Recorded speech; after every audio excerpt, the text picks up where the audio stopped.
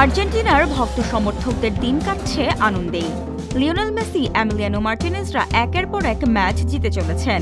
এবার আর্জেন্টিনা ষষ্ঠবারের মতো উঠে গেল সেমিফাইনালে। তবে আনন্দের আতিশয্যে কেউ যেন নিজেদের বিপদ ডেকে না আনেন সে ব্যাপারে চোখ কান খোলা রাখার পরামর্শ কোচ লিওনেল স্কালোনির। কানসাসে আজ বিশ্বকাপের চতুর্থ কোয়ার্টার ফাইনালে সুইজারল্যান্ডকে ৩-১ গোলে হারিয়েছে আর্জেন্টিনা। অতিরিক্ত সময়ে নিষ্পত্তি হওয়া ম্যাচে শেষ বাঁশি বাজার পর মেসিদের আনন্দের রেশ ছড়িয়ে পড়েছে পুরো বিশ্বে ছড়িয়ে ছিটিয়ে থাকা আর্জেন্টাইন সমর্থকদের মধ্যে। সেমিফাইনাল নিশ্চিতের পর সংবাদ সম্মেলনে স্কালোনি বলেন, তারা যেন সতর্ক থাকেন, তারা যেন সাবধানে থাকেন, আর যদি কেউ মদ্যপান করেন তবে যেন গাড়ি না চালান, তারা যেন আনন্দ করেন। আমরা সেমিফাইনালে উঠেছি, যা কিছু ঘটেছে সেটা দেখার পর মনে হচ্ছে এটি একটি অবিশ্বাস্য কৃতিত্ব। সুইজারল্যান্ডকে হারানোর আগেই আর্জেন্টিনা জেনে গেছে তাদের সম্ভাব্য প্রতিপক্ষ।